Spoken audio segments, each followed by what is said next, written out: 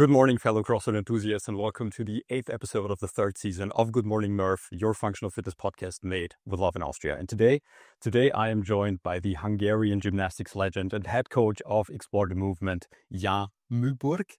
And we're gonna debunk some CrossFit-related injury myths.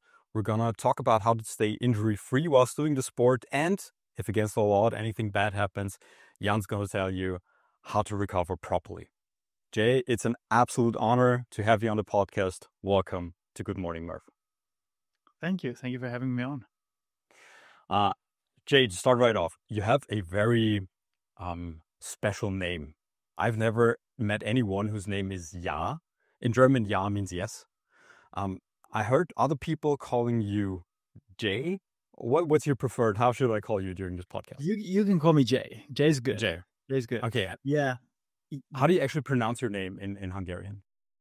Oh, I'm not Hungarian. You're not Hungarian. I thought so. I thought it's not Hungarian, but you are in Hungary right now. Correct. Yeah. It's a little bit confusing. Sorry. Yeah, it's a bit confusing. Everybody's always like, oh, you're Hungarian. But like, no, you have a weird name, which is not really Hungarian. Yeah. Yeah, no, I'm actually South African. Oh, really? Yeah. I'm a Safa. Yeah. I'm South African. Ooh. And I live in Hungary now. I'm based here now. Mm-hmm. But before this, I'd actually lived in London. So in London, I was called Ja. Ja. And when I moved to Europe, kind of, mainly in Europe, Hungary, they started calling me Jay. But then in South Africa, I was called Ja, which also means yes or ja, like you said just now in the introduction of. Okay. So I've been called many things. So technically you can call me whatever you want to. I'm going to stick with Jay. I think that's the most natural for me, if that's okay for you. Jay's good. How do you pronounce your surname in South Africa? In Afrikaans, you pronounce it Myburgh. Wow. Yeah. That's not going to happen. But in English, it's Myburgh, which is easy. Myburgh. So Jay Myburgh, perfectly good. Like, to be honest, when I saw your name for the first time, I thought it's Scandinavian. I think the surname is kind of Scandinavian. Okay, so you're actually from South Africa. Yeah. Interesting. Yeah, Interesting start to the podcast. Yeah, exactly. So surname sounds Scandinavian, and also when you see me sometimes, you also think I'm Scandinavian. Mm-hmm. So, true. But no, pure Safa. I think my family went back to like the 16th century. Okay. In South Africa, yeah. South Africa was founded in like 1642 or something. Yeah. And yeah, it's way back. Long history. Way back. Actually, shame on me when I called you Hungarian gymnastics legend in my intro. I'm very sorry about that. What's the funny thing is that I've lived outside of South Africa longer now than I've ever lived in South Africa. Okay. And so you kind of, there's a truth to it, there's a truth to it. And also I have my Hungarian citizenship. So I'm technically Hungarian by a lot of means. So you are not far off at all.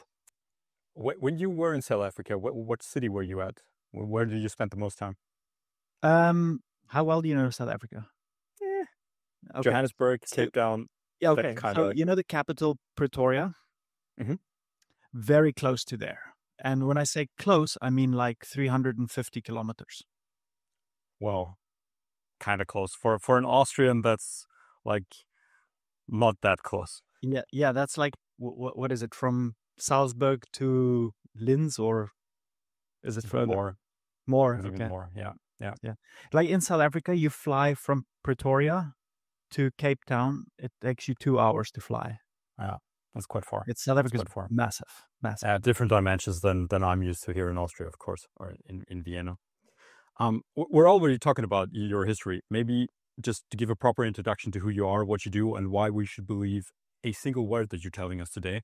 Maybe tell us a bit more. Tell us a bit more about your background, how you started in the sport area, in the sport realm, and how you transitioned to where you are now and what you're actually doing right now.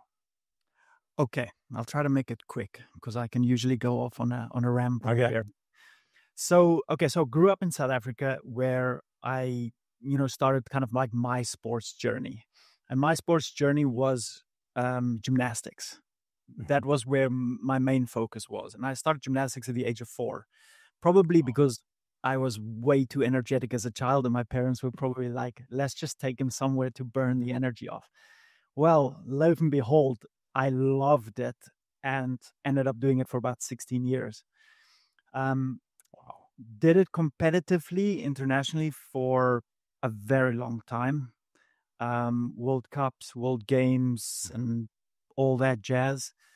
And then the gymnastic career kind of came crashing down when I broke my right ankle. Oh, how did that Yeah. happen? So I had a French coach back then, Ja Myburgh. So shout out Gail. He's actually, I think he's now the senior coach of the French national team, if I'm correctly, in Rennes. He's based in Rennes, France. And it was in one training session. We were preparing for, I think it was a World Cup or World Games or something in Holland, Eindhoven.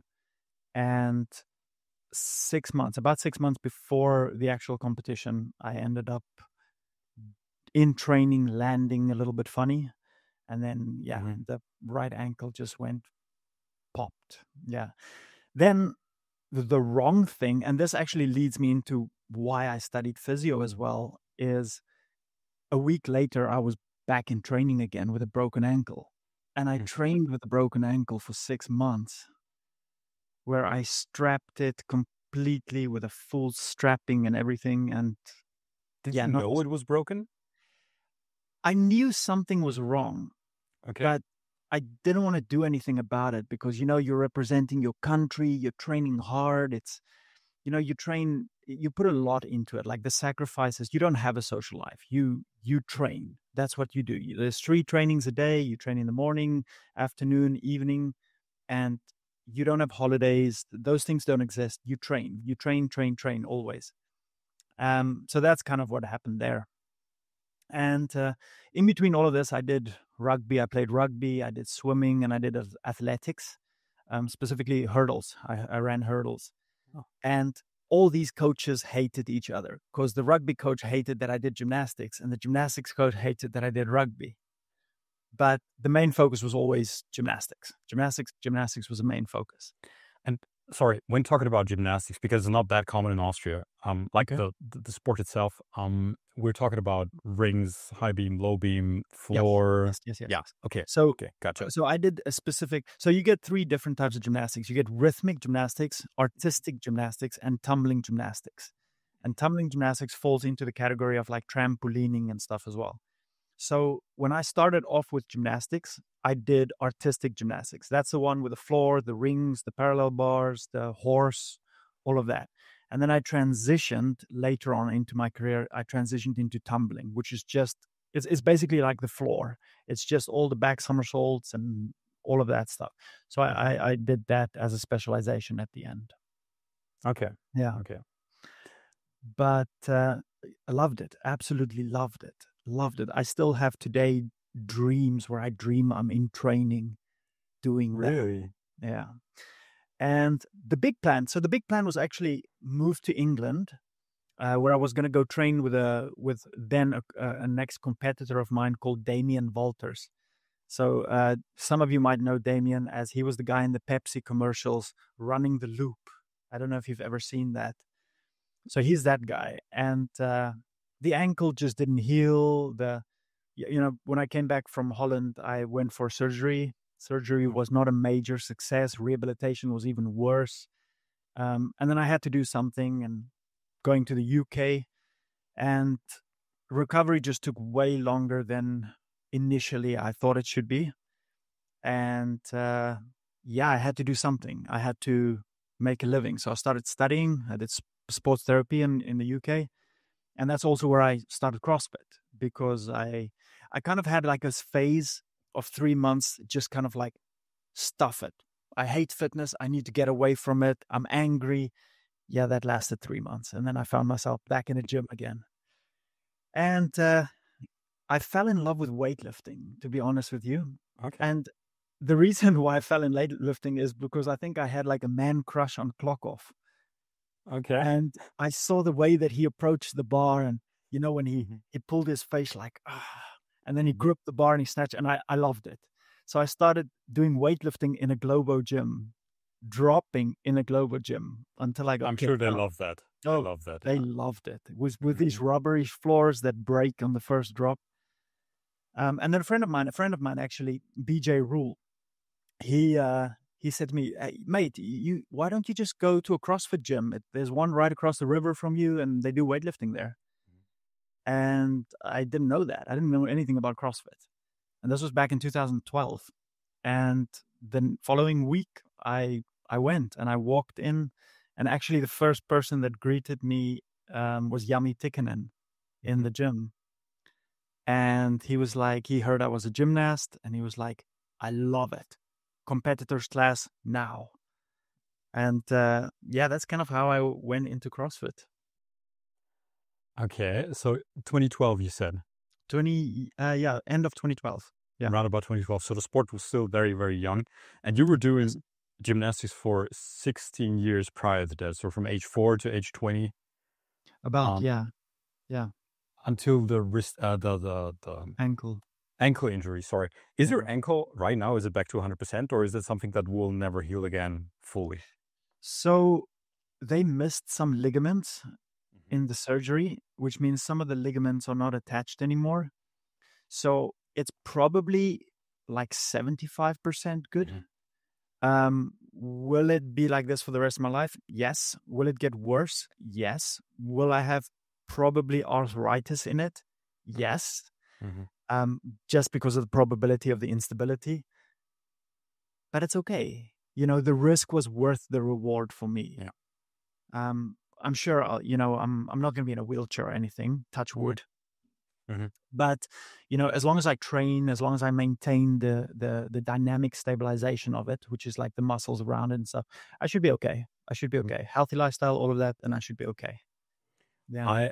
I mean, as I said, I've never been in the gymnastics sport involved quite deeply. I followed one YouTuber, one UK gymnast. Let me guess. You probably know him. Yeah, Niall Weston, exactly. And I mean, he's showing some crazy stuff, and he's showing how much they're training, how much volume they're training, like the variety also what they're doing, and he's doing crazy stuff. So I have a sense like how intense gymnastics is, but I've never been in the sport like quite as deep. It's an intense sport. It's long trainings, and male and female. And on the female side, actually, a lot of the girls actually lose their menstrual cycles because of the amount of volume of training. Wow. So that's a sign. Yeah. Yeah, sport by itself is not always the healthiest thing. Because it is competitive, Okay, getting back to the journey. So it's 2012. You enter a CrossFit gym for the first time. What happened the last 13 years that you got where you're right now? Okay, so I competed in CrossFit for a short period of time, not crazy long. I don't love competing for myself. I realized that after all the years and years and years of competing in rugby and swimming and gymnastics specifically, I realized that I've had my competitions for now. And I didn't compete it. And I loved coaching. I love teaching. I love taking something that's complex and breaking it down and making it easier. And I've always wanted to be a physio as well. But in South Africa, it's extremely difficult to get into physio school because of a different quota system that you don't have here in Europe. Let's not get into politics, but there's a different system in South Africa. So you either have to have incredible grades or you don't get in at all, because there's only a select few universities in the whole country of like 60 million people that do, offer the course of physio. And I was working one day. It's actually a funny story. I was working in the gym that I was working. It was a Hilton private gym. And a girl walked in, a little Asian girl that I was friends with. And I haven't seen her for a long time. Her name was Kim. And I said, "Kim, where you been?" And she's like, "No, I'm studying medicine." And me being me, I said, "Well, you know that if you train, you'll remember things better and it's good and it's healthy." And she's like, "Yeah, I know that, but I'm studying in Poland."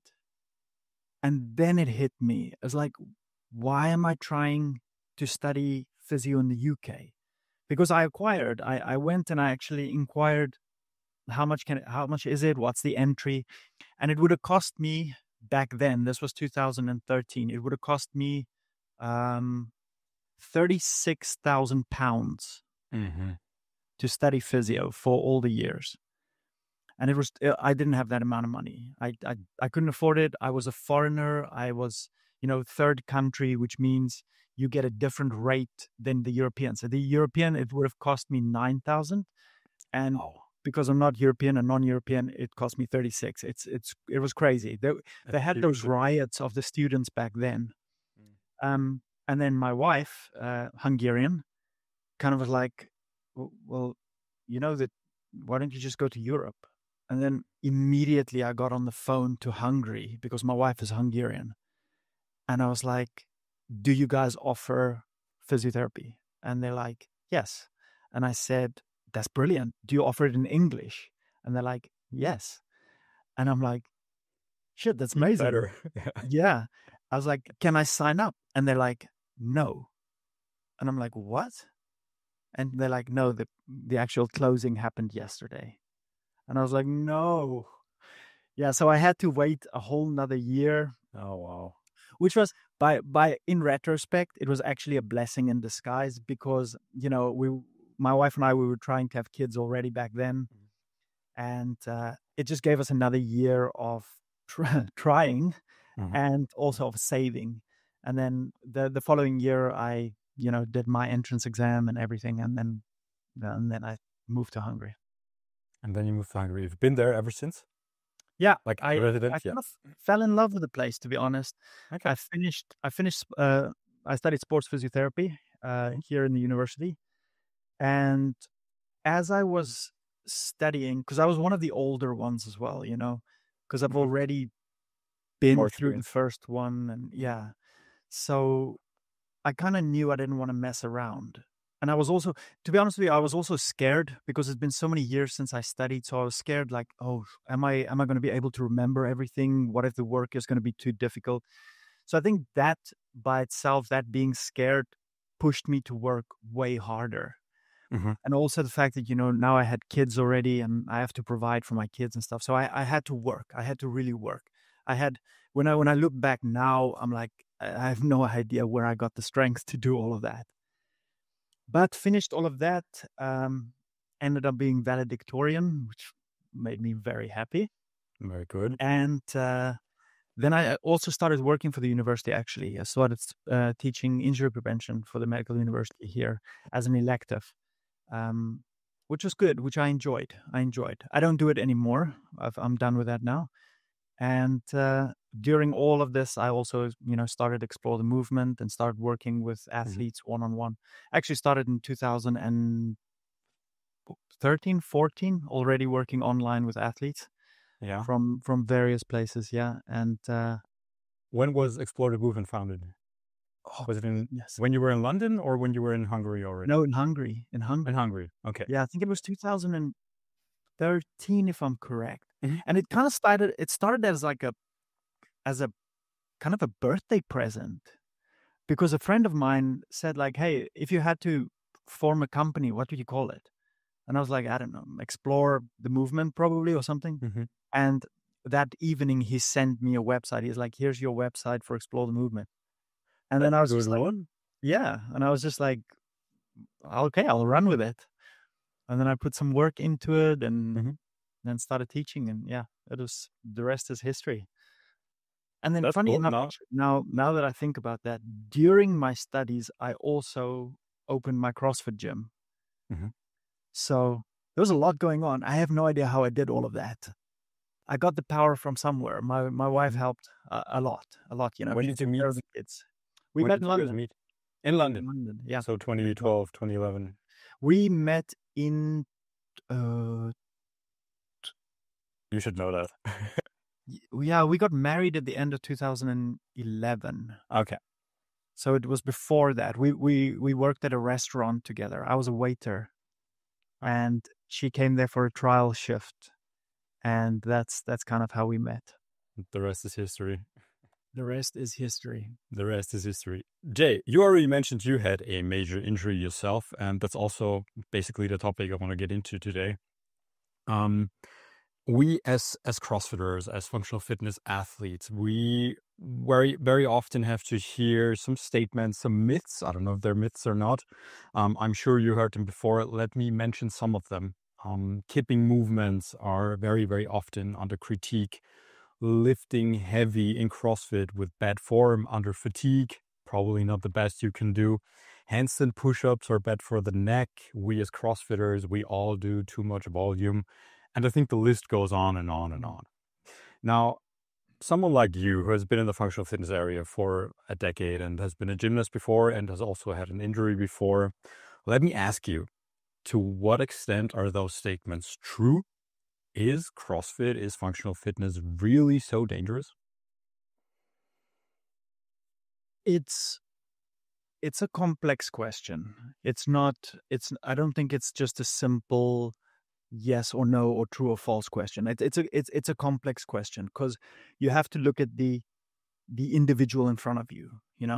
If we don't do that and we look at CrossFit as a sport and we look at, for example, injury rate in CrossFit as a sport compared to other sports like American football, rugby, weightlifting, bodybuilding, powerlifting stuff, CrossFit is right bang in the spectrum of that. I think the latest research that came in from 2024 was 1 point something per 1,000 hours of training, which means 1 point something incidences in 1,000 hours of training functional fitness.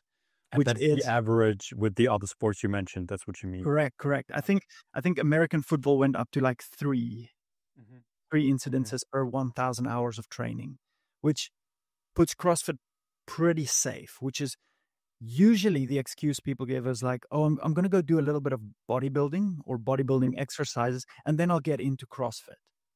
But when we look at the injury rate, it's almost identical. Like whether you start with bodybuilding, which is slower, controlled movements, also a lot of volume because, volume is important for bodybuilding. And then you look at CrossFit, they're pretty much the same. I think, the loudest people always speak the loudest words. So a lot of this is a lot of anecdotal evidence of, oh, I have a friend and that friend did this and this and this. But, we're trying to have a certain standard in CrossFit or functional fitness gyms. And I think it's come a long way. It's come a long way since 2012 or 2011. But I think there are still quite a number of cowboy gyms. I want to call them cowboy gyms. Whereas, the cowboy builders that kind of like, I have a friend that just does something. Yeah. And I think one of the major things is care in the gym. Yeah. Of really caring about your members and really seeing your members perform. A lot of people or a lot of gyms don't coach. And that's a big topic. And that's why, they'll explain the workout on the board. They'll go through the workout. This is the movement. And then they'll just sit down on the box. And I think that's where a lot of this perceived, oh, CrossFit is dangerous, high volume movements is dangerous, landing on the neck and kipping handstand push-ups are dangerous. Every time we coach a CrossFit class or we work with an individual, we talk to that selective amount of people in front of us. And you make a choice as a coach or as a physio or as a fitness practitioner to address that group in front of you. So if you say kipping handstand push-ups is bad for the neck, that's true, but that's also false. Because I can use the same scenario as, let's say, a wrestler lying on its back, pressing up on its neck is bad for that wrestler. It might be, but might it also be good for that wrestler? That might also be, because if he goes to a competition and somebody puts him in that position, the capacity of his tissues will be good enough to withstand that force or that implication or that position. So you're not going to take a granny that walks into the gym, she's 70 years old, and you're going to say, hey, granny, yo, let's go. Handstand push-ups on your neck. Agreed. It's not going to happen. It's not going to happen. And would you say, I've written down a question, I'm not sure if it makes sense anymore because you kind of answered it. I want to ask you, what do you think, where is the danger? Where is more of the danger? Is it in the movement itself, or is it more in the human error whilst performing the movement? Like, can you do a movement, let's say kipping handstand push-ups, whatever, in perfect form, but still get injured because the movement is dangerous? Or would you say it's more often than not human error whilst performing it? You kind of answered that question already. let me elaborate. Mm-hmm. So, and I'm going to get a lot of backlash for this one. Here's the thing. Technique contributes very, very little to injury. Yeah. Wow. Okay.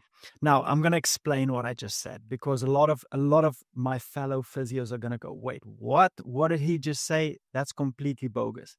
But I'm going to ask you this question. What is the perfect way or the perfect technique to get in and out of a car? I'd say open the door, sit down, close the door. Okay. I'm going to ask you another question. What's the perfect way to walk up the steps? One foot after another? You see what I mean? So technique is a human-made thing. So when we talk about weightlifting, we talk about technique in order to lift the heaviest amount of weight, the fastest. Now, I'll give you an example. So let's take the back squat, for example, because it's an easy one that we can all, agree on. When you do a back squat, if you push your knees more forward, that means it's going to increase the amount of torque that you have in the knee. There's going to be more pressure on the knees. There's a really, really terrible study that was done, I think it was in the 60s, about the guy that said you can't squat with your knees over your toes. You remember that? Mm-hmm. And that study just took off like sweet cake all around the world. And everybody's like, oh my goodness, the torque increases in the knee when it goes past the toe, so it must be dangerous. Well, fast forward many years down, now we know it's really, really good if the knee goes past the toe, because it does increase torque, but in return, you have an adaptational effect that makes the knee actually really, really strong. Mm-hmm. So let's go back to technique, get back to technique. With technique, we can change technique to accommodate pain and to accommodate movement where we want forces to shift. So if we take the statement of technique, bad technique causes injury, well, what is the perfect technique? Mm-hmm. That doesn't exist. Because everybody's individual. Your levers are different than somebody else's levers. Your movement mechanics are different than somebody else's. Your insertions of muscles are different than other people. Your lifestyle factors are different. And all of those things start to add up. So let's take the squat again. So if I squat and I tell you, okay, we're going to squat, you're going to do the perfect technique, and something gets injured, like let's say the knee, then we can say, oh, okay, you did not do perfect technique because you need to bring your knees out to the side a little bit more. Okay, so then you do that, but now your back gets injured. So now, okay, which one was it? Should I lean forward? Should I lean a little bit more back? You see where I'm getting with this? Mm-hmm. So to actually contribute to say technique is the only cause of injury, it's a very difficult statement and very dangerous statement to say, because it plays a very small role. So take it to gymnastics now, the kipping movements. If your tissue capacity is not at the capacity of the demand of the movement, then the movement is not good for you. Mm-hmm. But is that the fault of the movement? No, it's not. It's the fault of human error. A, you're either rushing into the movement too soon, which means the capacity of your tissues are not there. B, you might not be physically, psychologically aroused for the movement. see, you might not have any motor control of the movement. You might not understand the movement yet. And the list goes on and on and on. So is it human error? 100%. It's, and I call it like this. I say that we live in this FedEx world where everything's next day delivery. Wow. Amazon Prime, everything's next day. We want it now. We don't want to take the time to actually work on it. Slowly, gradually expose yourself into it. Allow the adaptational process of your body to happen, and then do the movement. So I'm going to give you an example, okay? Bodybuilders. They do a lot of pull-ups. Well, some bodybuilders. And they're strong. Am I correct? Mm-hmm. Have you ever asked a bodybuilder to go do a kipping movement that has no experience with CrossFit? No. They struggle really hard. And the next day, they have a lot of pain. Shoulder pain because of the tightness and all that. Now, let's reverse the role. Parkour athletes. Have you ever asked a parkour athlete to go do a bunch of strict pull-ups? They suck at it. So now you have the two different sides of the spectrum. One is muscularly very strong. The other one is not muscularly very strong, but can swing on bars and kip like crazy. So now the next question usually comes up saying, oh, should I do a strict pull-up before I can do a kipping pull-up? Mm-hmm. Which is a big question. Everybody always has that question. And I'm a little bit on the fence with both of this. I don't always think you need a strict pull-up before you can do a kipping pull-up. Okay. Because the forces imposed are very, very different. It's like saying I have to have a heavy squat before I can do plyometrics. For runners, for example, sprinting. And that's not the case. If you're going to take somebody that's really strong in squatting, like a bodybuilder, and then you go make them do something like depth jumps or rebound jumps or pogos, they're going to struggle. Their adaptation is going to be super low, which brings me back to when we prepare athletes or we look at the individual in front of us, it has to be specified. You have to specifically impose to the demand, which means, yes, it's good. It's very good. You can't go wrong by getting strong. You know, this phrase that's saying it's really good to work on strength, but you also have to specify it. So for the kipping pull-up, let's go back to the kipping pull-up. Mm-hmm. If you have your retired person coming into the gym and they're like, okay, we are going to work on strict movements because there's so many health benefits related to it. But we also have to work on dynamic movements. But the dynamic movement doesn't mean, okay, let's jump on the bar and do kipping pull-ups. No, it might be we're going to do some dynamic swings. And in the dynamic swings, we're going to be a little bit more forceful, which means we're going to experience a little bit more jerk. Jerk is just a phrase of like the tendon jerking on kipping movement. Yeah. On the muscle, on the tendon, on the capsule, you know, gradually exposing it. Mm-hmm. So to go back to your question, is kipping movements dangerous? Yes. Is kipping movements safe? Yes. Mm-hmm. It really depends on the coaching and the individual. I see. It's like, I see what you, yeah. Are cars dangerous? Are motorbikes dangerous? Mm-hmm. Yes. Are they safe? Yes. It depends who's driving. I think it's actually really interesting your take on the should I do strict versions of the movement first? Because it's something you hear quite a lot that like don't do a kipping pull-up before you can do 10 strict pull-ups. That's like, because it's a very easy rule, it's easy to coach, it's easy to tell, and it's also probably received quite well because it's logic to you. When you hear it, it's like, yeah, okay, I probably should do the strict stuff first. And it's probably not a bad idea to do strict movements before you do the kipping ones. Correct. But it's just not, it doesn't have to be the case. You don't have to be an expert at strict movements before you start with the kipping movements. And it's not, the kipping movement is not the whole movement, but you like scaling into it, like you said, gradually progressing into a kipping movement. Yeah, correct. Yeah. And it's not that I don't agree with it. It's just that there's a bigger picture to it. Mm-hmm. It's not as simple as step 1, 2, 3. And it's 100% true, as you said. us as humans, we like to encapsulate things. We like to say, okay, there's a structure and an order here of you first have to do this, then this, then this, then this. And we like that structure. But unfortunately, with human biology and physiology, it doesn't really always work like that. And talking about injuries and training, I would be interested, where do you see more people getting injured? Is it more in the hobby area, in the hobby spectrum, or is it more in the professional athlete area? That's a good question. I'd say a little bit of both. Mm-hmm. And I'll tell you why. In CrossFit gyms, if they don't have well thought out programming, it can get very dangerous. Mm-hmm. Because there's this saying, the T's, the 4 T's.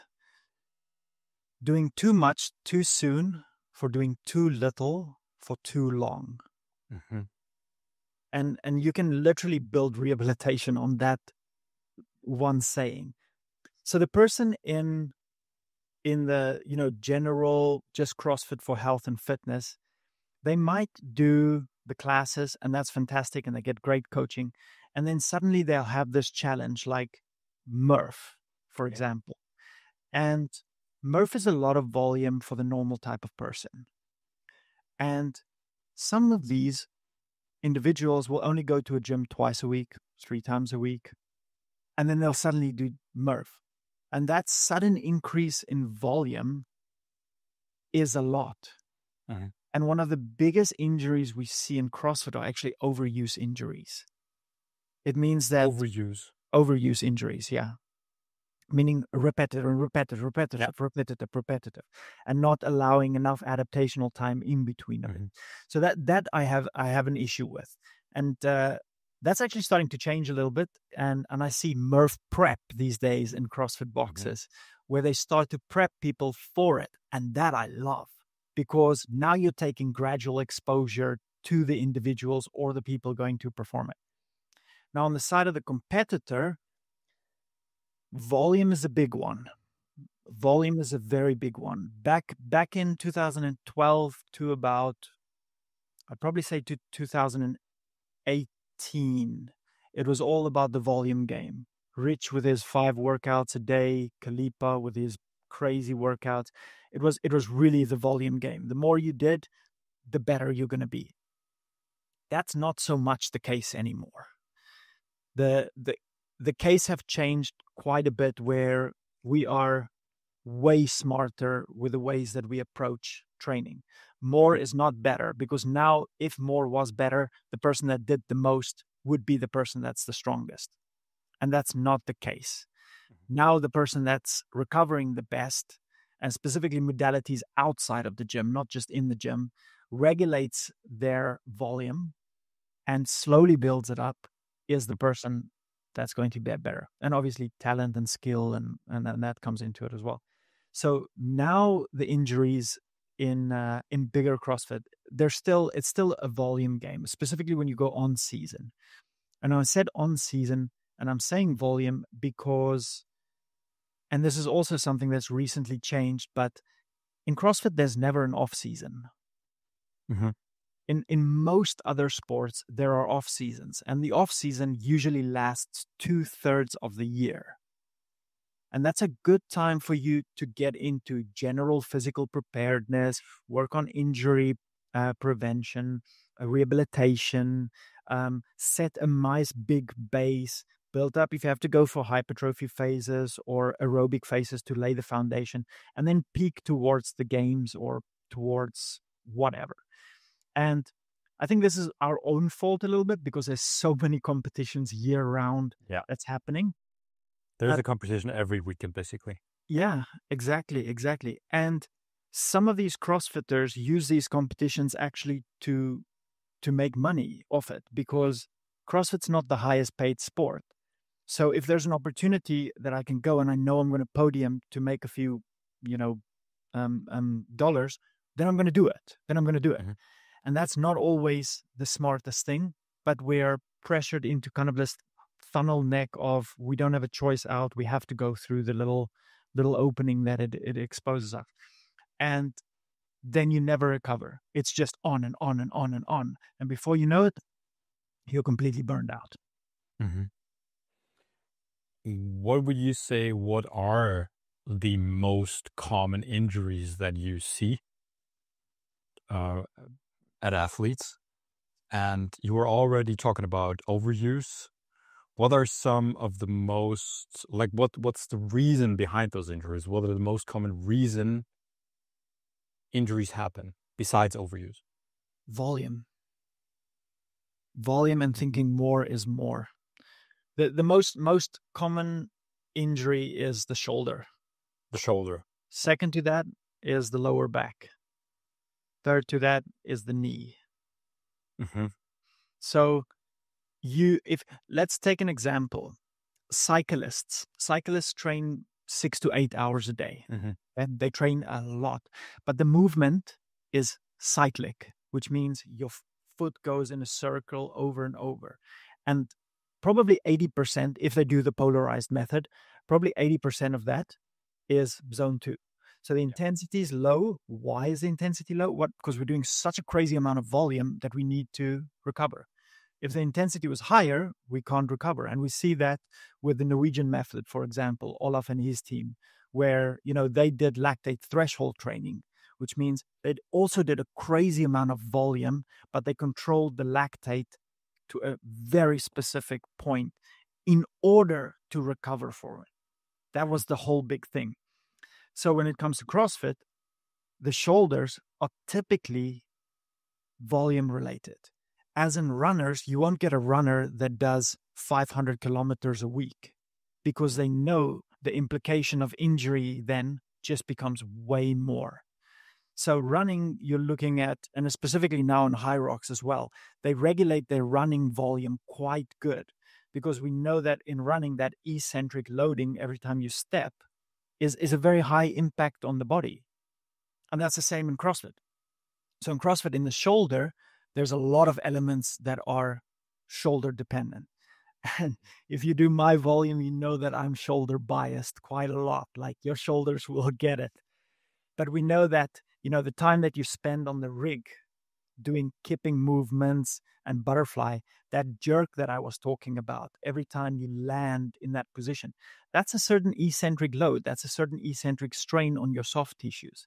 And if you're going to hammer it over and over and over, you have to have the recovery capability for that. So programming comes in extremely important. It's like, okay, am I going to average around 300 chest to bar per week, which is typically the average that, a good competitor CrossFitter will get in comp season. Now, what's the frequency that I do that? Will I allow every day a few reps? Will I recover from that? Do I do that 3 times a week, 100, 100, 100? Or do I do on Monday, which is day 1 for everybody, do I do 200 reps and then I have a slower day at the end? That becomes extremely important. And when we talk about these overuse injuries, specifically, they're all specifically soft tissue related. It's very seldom that you get muscular related. So when we talk about those soft tissues, like what's the frequency like? What's the volume like? What's the load like? What's the capacity of rest like? What's the rest in between it? Do we have a heavy day? Do we have a load day? Is it volume inversely related to the intensity? Those are not just coaching questions, but they're also physio questions. And if you look at those soft tissue injuries and you start seeing issues in them, you have to look at how is the recovery capability of the amount of work that you're doing. I give you a simple stat that if you sleep a consecutive period of times less than 6 hours, your risk of injury goes up 50%. Wow. It's crazy. It is crazy. Recovery is so important. And there are so many,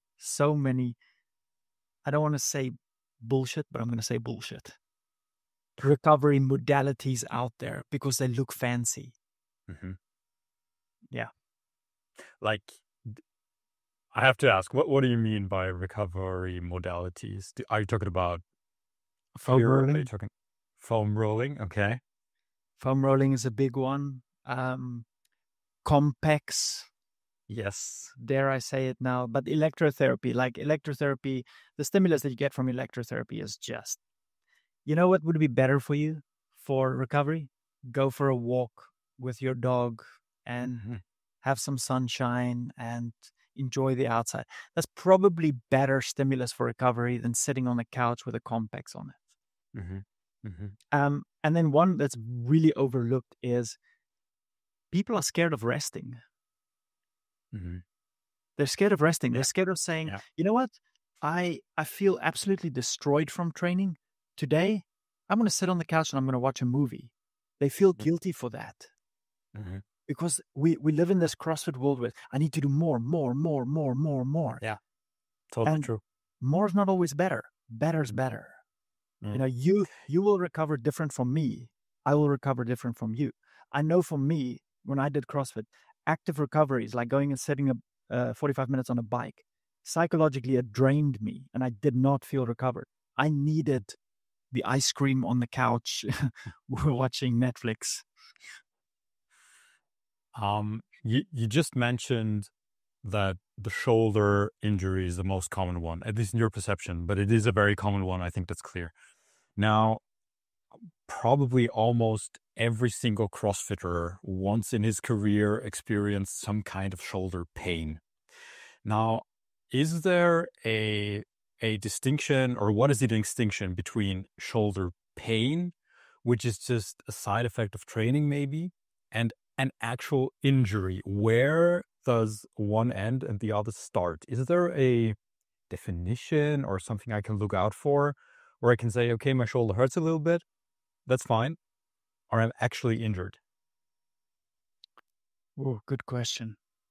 Wow, that's a very gray area. Okay. I thought so.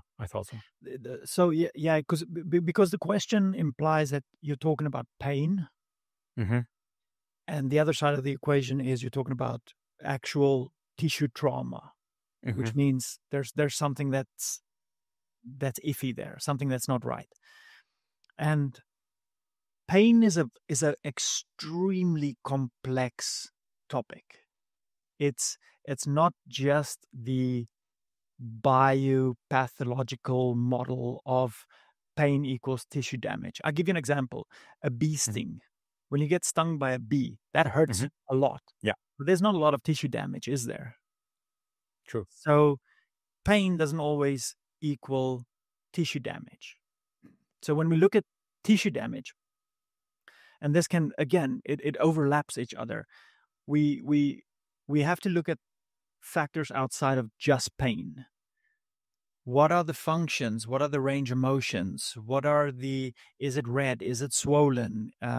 What are the movement patterns that hurt? Do I have motor control? Do I have proprioception? So proprioception just means like joint awareness and space awareness of where your limbs are. So I can't answer that question of is there a box I can put this in and another box I can put this in, because a bursitis will act very similar sometimes to a tendinopathy.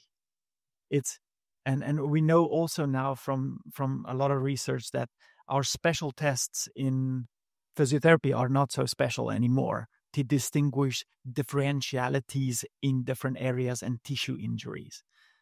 Just because it hurts and it's sensitive doesn't mean it specifies to one specific tissue. So it's gray. Think about a black box with a triangle moving this way and a white box with a triangle moving this way. And it's all in between that gray spectrum of as they blend in. So no, there's not. But what I can say from kipping or butterfly stuff, that slap lesions are very, very common. Very common lesions. Yeah, superior labrum tears. It's the little edge of the shoulder. So the shoulder is the most freely movable joint in the body. It's a ball and socket joint, and with that freedom comes a lot of instability, or the probability of instability. So when we're fatigued and we do high velocity movements, which is butterfly or same as in baseball overhead pitching, we know that the volume regulation that we have on those movements become very important. Just like in baseball, pitchers only have a certain amount of pitches per year at high velocity. It's the same thing in CrossFit. The same thing with your overhead movements on the bar, with your kipping and your butterflies. You know that the capacity ends at a certain point because recovery is just not there. So it's really difficult to say, because sometimes you can just have a hard workout, your shoulders will ache a little bit, and then the next day you're fine. Yeah. You just mentioned that programming is actually very, very a very key point in staying injury free. Now, you are a coach. Let's assume one of your athletes approaches you and says, "Hey Jay, I've been practicing my bar muscle ups, as you know, because you're writing my program. And because I'm still doing a lot of butterfly movements, I'm starting to feel my right shoulder, because it goes over first. And I'm also starting to feel my right wrist because I lean on it during the bar muscle up." How would you how would you react to an athlete coming to you with this statement? What would you change immediately? Immediately, I would change the frequency. Mm-hmm. That would be the first step. If they complain that week after week it's getting progressively worse, which sometimes happens, we're in a sport, immediately I would change the frequency and assess. So if they tell me the first week, my shoulder's a little bit iffy, I can feel my wrist a little bit, the first thing I would probably say is, okay, let's not jump to any conclusions. Let's monitor. Let's see what happens. We're not going to be like a baby and throw our toys out of the cot the first day. We're going to monitor. Then, if that persists in the next week and function doesn't get better, or repetitions with the same amount of pain doesn't get better, but it actually gets worse, then we're going to address something. Then we're going to say, okay, let's take out day number 5. We're only going to do day number 1, but I want to see how long does it get back to baseline, which means, let's say you did it on day 1.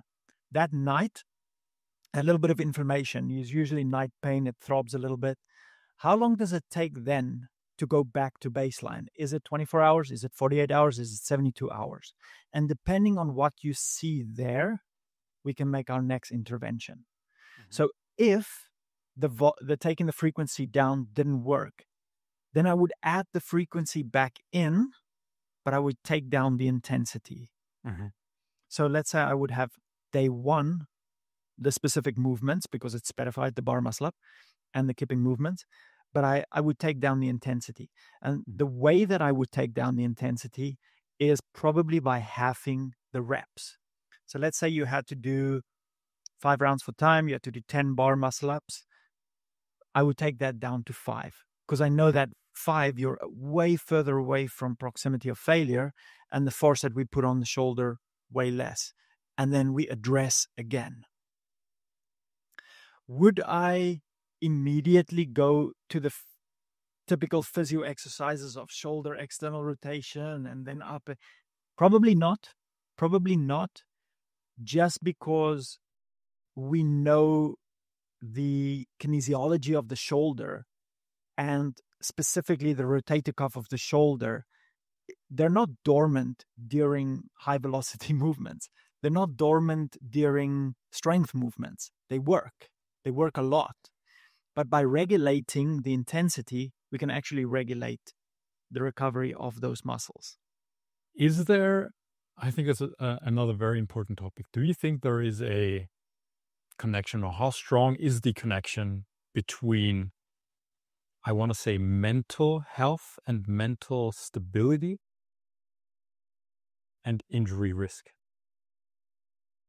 How do those two, or have you experienced it? How do those two interlink?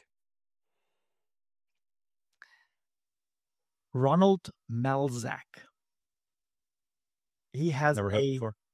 He's a Dr. Ronald Melzack. He introduced the pain neurics model, which is which is very much what we've kind of like been talking about this whole time. And it's the psychological factor, the physiological factor, the technical factor, the social factor that all goes into injury and pain. So to answer that question, how much does the psychological factor play a role? Massive. Massive. Okay. And it's an incredible big amount. We know from a couple of studies that perceived pain and perceived exertion, like your RPE and your RPP, the rate of perceived pain, increases substantially with depression or with a negative mindset. They did a very, very interesting study on a sample that was shown a few movie roles of like painful things, people dying of hunger and people in war and stuff. And then they tested them with a specific pain modulation and asked them to rate their pain on a scale, on a visual analog scale. And then they had another group watching happy movies and happy things and sunshines and flowers and all that happy things, and then tested exactly the same frequency on those for pain, and then asking them to address it. And the people that watched the negative things on TV was substantially more painful, perceived pain, than the other people. And the same with exertion. So if I make you do bike intervals, let's say I make you do the wind gate test, which is a horrible test, air bike. And I have negativity and we don't say anything to you and everybody ignores you and it's terrible. Your social environment is just forced and everybody puts stress on you. You're going to perceive those intervals way different and way harder than you would if you were in a happy headspace. You know, your endorphins are pumping, you're feeling good, you're happy. It's going to be completely different. So to answer your question in short and sweet, it plays an incredible amount in training, in progression, in rehabilitation. It is so important. I tell the story always that if I had to redo my whole gymnastics career, the first thing I would get is a sports psychologist. It would be the first thing I would get. That's interesting. Okay. I mean, I thought it would play a role for sure. I wasn't aware that it was that significant of a role. Yeah. Like doing a training session focused and when you're happy and it makes more fun, even when the training is bad, like if it's bike intervals or whatever, I still feel that I can put out more energy and put more into the training than, when I'm drained after 8 hours of work and I have a stressful call in my head, or I'm thinking about a stressful meeting the next day. When I'm in a different headspace, the training is completely different. Yeah. Completely different. And that goes the same with like maximal strength tests. Like, for example, this is why it's so good when you program that percentage programs are not always the answer. And that's why RPEs work so well, because it's whatever is that day. So if I ask you, you're going to squat a 1RM at a RPE 8, you're going to squat that 1RM at a RPE 8. It might be 100 kilos today, and next week it might be 95. It's still an RPE 8. And we know from the literature that your 1RM can fluctuate 17% to any direction. That's a lot. That's a lot. So now you're using the analogy like you're at work, it was really stressful, you had a meeting, you had a fallout with a colleague, there's all stressful environments. And now you're going with this mindset into the gym, and now you're trying to squat at 94%. But 94% might be 100 and whatever percent on that day for you. That's different. That's hard. It's not just training, it's the whole environment of the athlete. And that's why coaching is so important, because you're coaching the person in front of you. You're not coaching numbers on a paper. Yeah, totally. So what I've learned so far, talking about now getting from injuries, more focus to injury prevention. We talked that, scaling into movements is very important. We just talked about that the mental state you're in is very important. I wrote down some more like buzzwords, things like warm up, mobility, recovery, nutrition, and I'm sure they all play a role in terms of not getting injured. Would you say that one of these, or even a different term that I didn't mention, is even more important in terms of injury prevention? What's your take on that? If I had to put it in a hierarchy system, Yeah. of which one out of that for injury prevention is the most important? Sleep. Mm-hmm. Sleep is it's so important. Sleep, Mm-hmm. I would say, next to that, nutrition. Obviously, nutrition. You need to make sure you fuel enough. Like for example, the guys that do competitions, if you underfuel, I think it was in the first 2 hours after your training, you're 20 to 30% more likely to have less energy for the next day. Wow. Training. Yeah. Because we know, and again, I think this goes back to Olaf's studies from the Norwegian method, where they realized that the absorption and the metabolization of carbohydrates is slower than we think. Mm-hmm. So our nutrition timing specifically for carbohydrates need to be even more on point. And yeah, a lot of times in CrossFit gyms, it's like sugar is the bad one. When you're a competitor, no, sugar is the secret weapon. I think it actually says in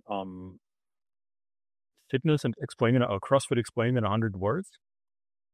It says, I don't remember the exact sentence, but it says eat this and this, but no sugar. I think it says no sugar in this 100 words. Fitness in 100 words. Nuts and seeds, vegetables. Exactly, yeah. Yeah.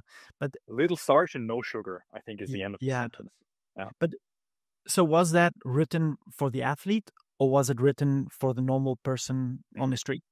If it's a normal person on the street, yeah, don't go crazy with sugar, but also don't avoid it, because now you're going to create a fear around it. And then when you do eat sugar, then you're going to binge, and then it's just going to be crazy. So have a healthy relationship with food, but I always say don't try to avoid things completely and set borders for yourself. Everything in moderation is okay.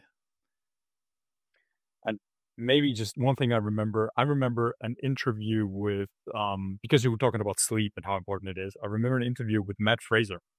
And I think she said something in like, if sleep wasn't like a natural, normal thing, it would be illegal because of how beneficial it is. Yeah. If sleep weren't a normal thing, it would be a banned substance. It is the most powerful thing that everyone has in the toolbox and so few people use. So it kind of underlines how important sleep is and how much it does, how much good it does to your body in terms of performance the next day, the next week. If sleep could be sold in a pill, it would be the biggest sold drug in the world. Yeah, for sure. That's true. Mobility. We haven't talked about mobility. What's with mobility? There are mobility classes, there are mobility apps, there are mobility gears. Why didn't you mention mobility up to the point? I think I might be a little bit biased because I come from a gymnastics background on mobility. Mm-hmm. But I also think mobility is slightly overrated, because mobility, when it comes to injury prevention, is a U-shaped curve, which means it's good until a certain amount, and then you do need tissue stiffness to support the movement. Let's give some examples. So if you can't get into a squat, you have to do mobility. Yeah. You have to. If you want to catch a snatch in the bottom of the snatch, you got to do mobility. You got to get into those positions. But, and this is a very common statement that gets said always, oh, you injured yourself because you're stiff. We can't say that. We can't say that. I hear that a lot from colleagues, my physio colleagues, they'll do an assessment on a person, and they're like, it's because your lower back pain's because you have tight hamstrings. Mm-hmm. There's no research that says that anywhere. Okay. Tightness does not cause injury, but can mobility enhance performance? Hell yeah. I don't need to squat heavier, but if I can catch a snatch lower, I can make it. So you got those approaches. Injury prevention for mobility helps a little bit. Specifically the formation between active and passive mobility. The more you can control the range, the better it is. But the passive range also needs to be there because it's a protective mechanism. It's a safety mechanism, without now going into the physiology of it. But we can't say that tighter people are more prone to injury, because if that was the case, then we should see that in the data. But we don't. We don't. Especially my wife, one of the stiffest people ever. That means that she should be injured always. And, she's not. This is obviously anecdotally now. Yeah. One person, sample size 1. But stretching more is not necessarily going to decrease your risk of injury. Getting stronger is going to decrease your risk of injury, because now the intensity and the capacity of your tissues are going to be stronger to withstand forces.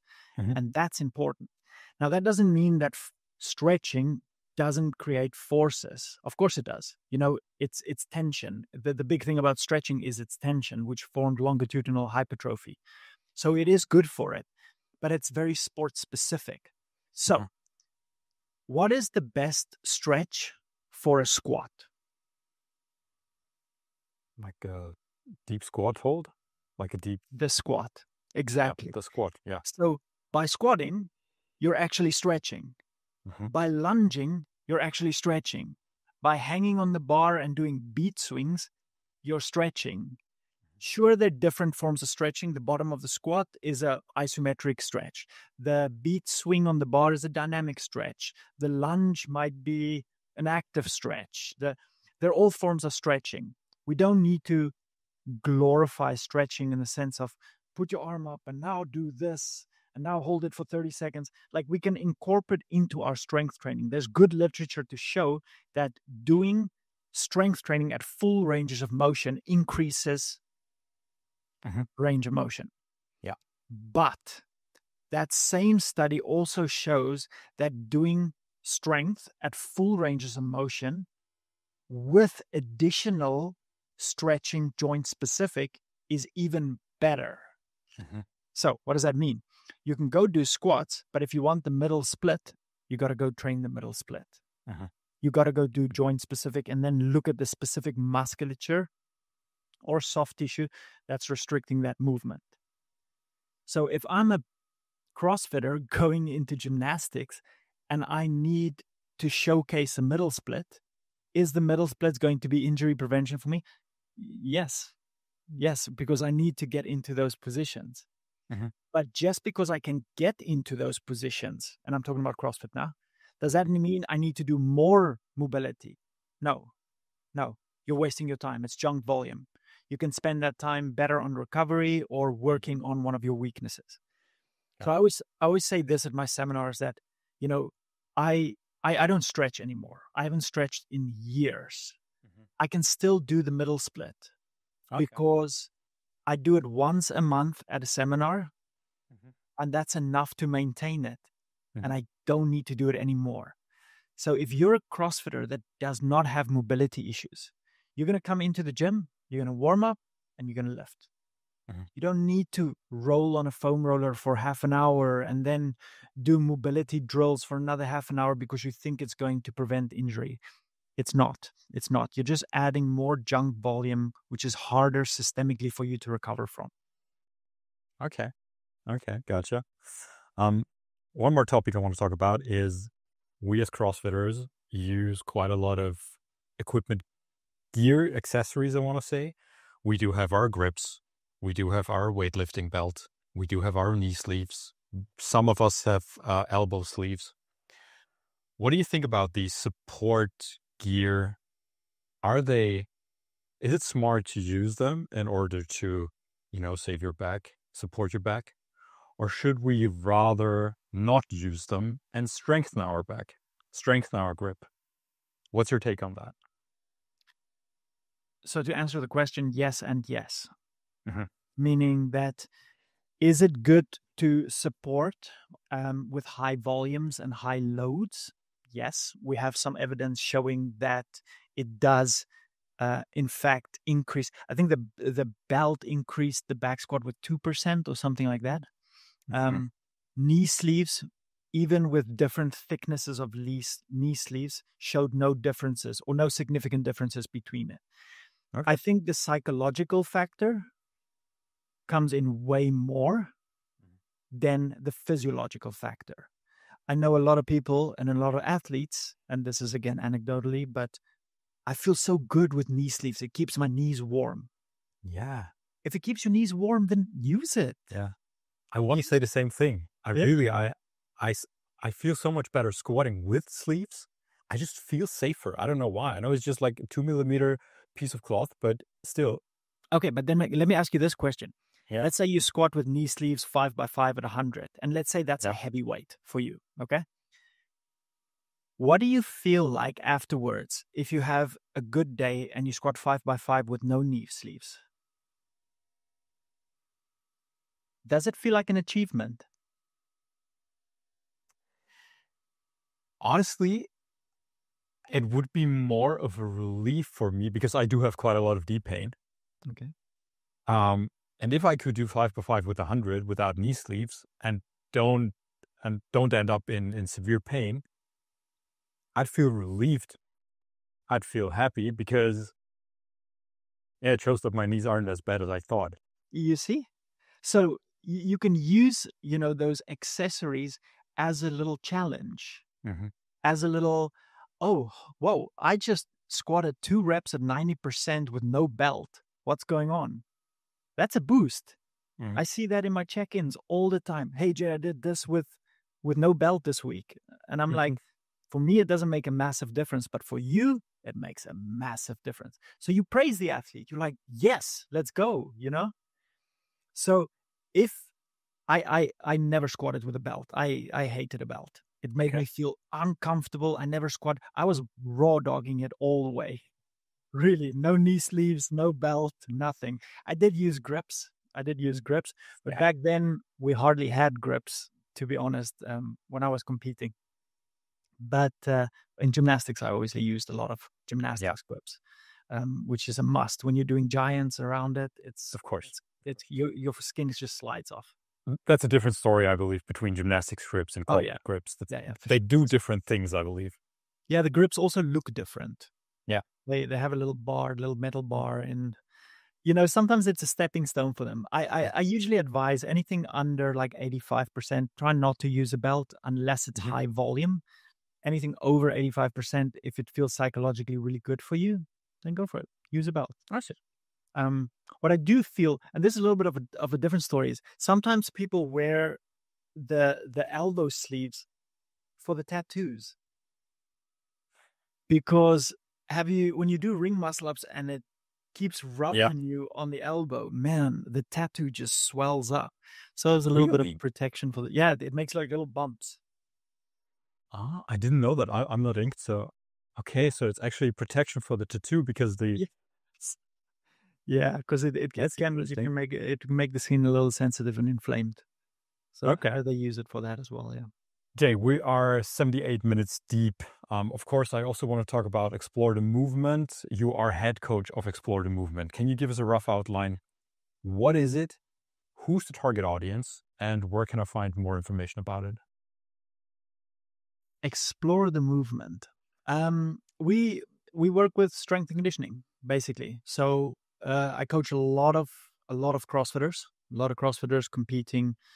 No games athletes at the moment. And we also work with rugby players, American football players, bobsledders, the whole capsulization of strength and conditioning. functional fitness, high rocks, all of that. And otherwise we travel around Europe teaching seminars and training camps once a month. You've been you've been to CrossFit Arch, right? That's where I train. Yes. You've been to Vienna.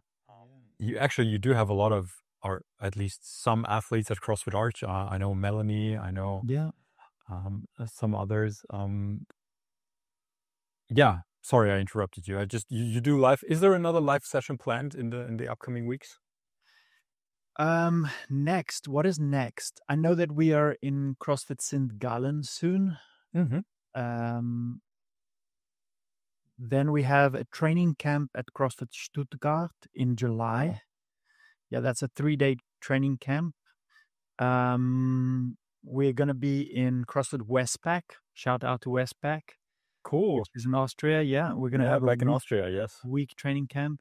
And then every year we do a long camp, which is like close to 10 days. Wow. So yeah, they love it. They absolutely love it. The last 2 years we've been in Mallorca at Choice Fitness, which used to be CrossFit Mallorca, Rob's gym. Great, fantastic gym. If you're in the area, drop in. Rob is a fantastic guy. And so look out on social media for that. At all social medias, Explore the Movement in YouTube and Instagram and all that. I am terrible at posting about the camps and the seminars. So if you feel like something needs to come up, just write me a DM. I usually reply within the same day. But yeah, we try to, get athletes the best possible, athlete they can be. And talking about CrossFit athletes specifically, because I think it's the target audience of this podcast. Do you have a program for the whole bandwidth from beginner to pro, or is it just a specific target audience?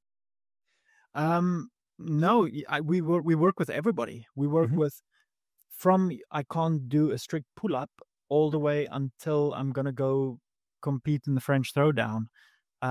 The whole spectrum of it, Gotcha. We do have an online plan that's available if you don't want personalized coaching. That's available at explorethemovement.com. And then we also have, handstand plans and ring muscle up plans, all available on the website. But we work with every single person. It's funny that, I had an interview with CrossFit Arch many, many years ago. And back then, Muxi was one of the owners. And he asked me like, what gets you excited? Is it training the games athlete that, go to the games and then they do this? Or is it, the beginner? And the beginner is a lot of fun. You have somebody there that they don't have a lot of self-confidence. They thought they could never, ever do it. And then they get like their first pull-up or their first handstand hold. That's a big thing. I really, that gets me going. I really love that. So that's why I choose to work with the whole spectrum of people, because you learn a lot from the beginner, and that can be, you can put that right on the expert again, or the professional. So whole spectrum, to answer the question in short. Whole spectrum. That's, of course, I've been on the website before we started the podcast, and there's one interesting thing I saw, and I have to ask. I believe I saw like 5 or 6 programs, 3 of them with a pound price and 2 of them with a US dollar price. Yeah. What's going on? PayPal. Ask PayPal. Ask PayPal. Okay. Everything runs through PayPal. And as you know, I used to live in the UK. So started, the whole PayPal automated thing. And that led me to only choose that. And also PayPal, Peter Thiel, your charges are really high. So if you're watching this podcast, bring your charges down, bro. Yes, Peter Thiel, bring your charges down. Explore the Movement, explorethemovement.com, I believe, is a website. I will put everything on the screen right now where you can find it. Yes, I did get some random questions via Instagram as well. We answered most of them. There are 3 more. Why can't we find any open score next to your name? I think there should be one. There should be, like in 2016, maybe? Is there 2016? Or is it sooner? I think I found one, and then I thought, okay, it has to be another person because you for sure have more open scores, but I couldn't find any others. Oh, goodness. I think there should only be one, to be honest with you. Why don't you compete at the Open? That's a good question. I don't know. I just never felt the need to sign up for the Open. I always did the judges course because I had to, do that. Yeah. But I think also because I was never a good Open athlete. Mm-hmm. Maybe it's an excuse, but I was never a good Open athlete, so I didn't really see the need to go and spend, what was it? I don't know, $15.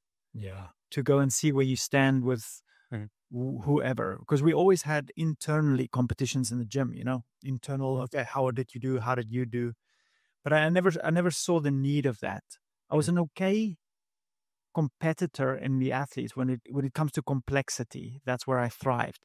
But the Open is very much anthropometrics. What's your limbs, and can you deadlift and box jumps really fast? And I'm quite tall. Totally.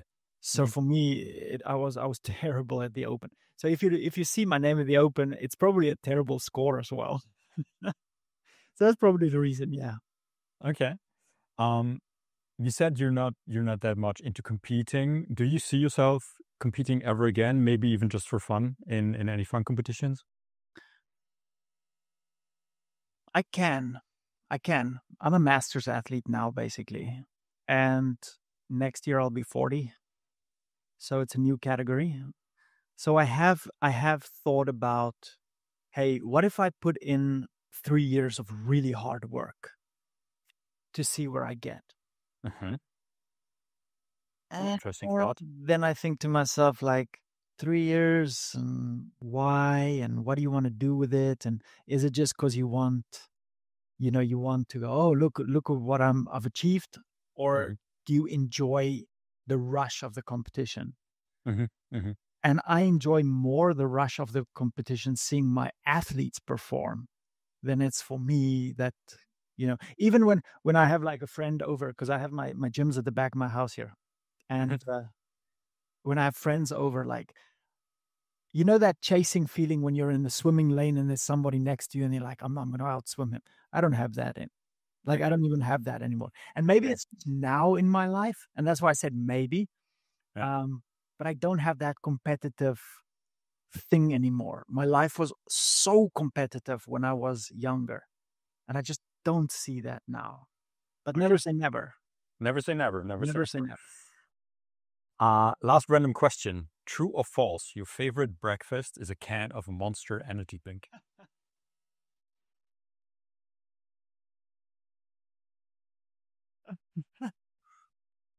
100% true. 1000% true. I wake up in the morning. Well, now it's limited. I'm trying to limit it. It's such an addiction. I wake up in the morning. Really? First thing I go. Yeah. Monster Energy drink. Okay. Interesting. Yeah. Monster Energy was started by 2 South African guys. So I need to represent. Ah, true. I didn't know that. That's cool. Neither did I. I heard it the other day. Okay. So yeah. Okay. Interesting. At the very end, I do have some rapid fire questions. I do this with everybody. It's kind of a CrossFit profile, I'd say. Just don't think too much about them. It's like 8 or 9 questions. And answer intuitively if that's okay. Yeah. Yeah. All right, here we go. EMOM, MREP, or 4-time?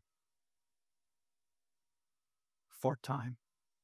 What's your most important CrossFit gear accessory? Most important CrossFit gear? Yeah, like belt, grips. Yeah, sure. This song or this kind of music lets you perform 10% better. Oh, psychedelic trance. Okay. If you could delete one CrossFit movement forever and no one would remember it ever again, which one would it be? Thruster. The thruster over and over and over. I hate thrusters. Oh my God. Metabolically gets me going. Reebok Noble or GoRuck? Reebok, I'd say Reebok. Team or indie? Ooh. For myself. Yeah. Team. Gymnastics or weightlifting? Weightlifting. Oh. Yeah, weird from Yeah. Yeah. Well, yeah, Okay. weightlifting. I loved weightlifting. Don't get me wrong. Yeah. Like You said in London, like you loved weightlifting, so yeah, and I, back then in 2012, if you snatched 100, you're like, hey, it's a big weight, And my snatch was pretty solid back then with my weightlifting. Yeah, weightlifting. Definitely weightlifting. Yeah. okay. What's your 1RM back squat? What was it? Not now. What was it? It was 185. 185. Yeah. Okay. 85 kilos.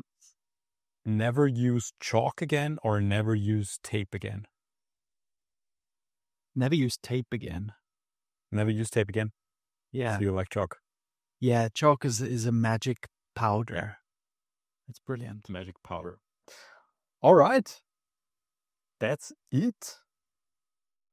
Awesome. What an awesome conversation. Jay, thank you so much. I think we covered quite a lot.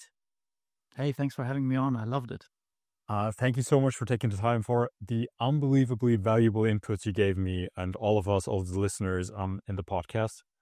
Yeah, it was an absolute pleasure talking to you for the last 90 minutes. Thanks for having me on. I loved it.